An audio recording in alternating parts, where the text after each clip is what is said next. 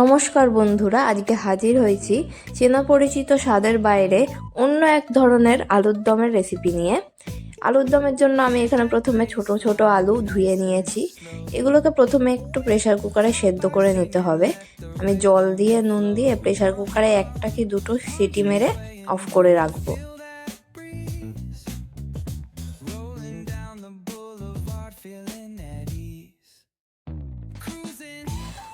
আলুর দমে অবশ্যই একটু মটরশুঁটি যাবে, তাই মটরশুঁটিটা ধুয়ে রাখলাম। এদিকে আলু আমার সেদ্ধ হয়ে গেছে, দেখুন। এই আলু সেদ্ধটা আমি খোসা ছাড়িয়ে নেব। এই গ্রেভিটা করতে লাগবে কিন্তু গাজরটা ঘষে নিতে হবে আমাদের গ্রেটারের এই সরু দিকটা দিয়ে। প্রথমে আমি তেলটা গরম করে তাতে আমি সেদ্ধ করা খোসা ছাড়ানো আলুগুলো দিয়ে দিলাম। সামান্য নুন দিয়ে আমি নেড়ে চেড়ে এটাকে একটু ভেজে নেব হালকা। এদিকে ভাজা হতে হতে আলুটা আমি একটা মশলা বানিয়ে নেব। এই আলুর দমটা কিন্তু নিরামিষই হয়। এখানে আমি টমেটো আদার পেস্ট, জিরে গুঁড়ো, ধনে গুঁড়ো, হলুদ গুঁড়ো এইগুলো নিয়ে একটা মশলার পেস্ট আমি বানিয়ে রাখলাম। পেঁয়াজ রসুন এই আলুর দমে কিন্তু যায় না।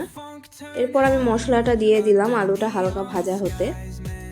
এবার এই মশলাটা দিয়ে ভালো করে আলুটাকে কষিয়ে নিতে হবে।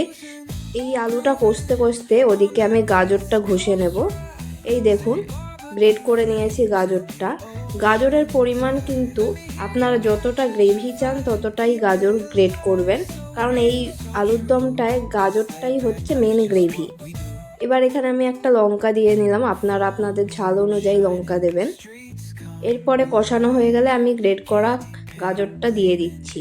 গাজরটা দিয়েও কিন্তু কিছুক্ষণ ভালোভাবে নেড়ে চেড়ে নিতে হবে বা কষিয়ে নিতে হবে।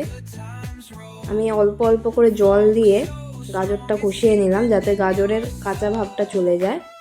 এই দেখুন, একদম শুকনো করে কষানো হয়ে গেছে। এরপর এতে আমি গরম জল দিয়ে নেব। এই ছোট আলুর দমের ক্ষেত্রে কিন্তু ঠান্ডা জল দিলে আলুগুলো আবার শক্ত হয়ে যায়, তো ফোটানো গরম জল দিলে কিন্তু আলুগুলো আর শক্ত হয় না।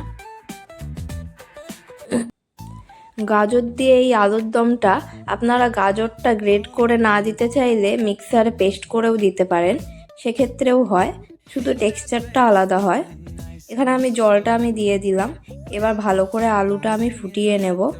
প্রয়োজন যদি হয় একটু নুন আমি দিয়ে নেব। আলুর দমটা এরকম মাখা মাখা হয়ে এলে এতে একটু চিনি দিয়ে নিচ্ছি।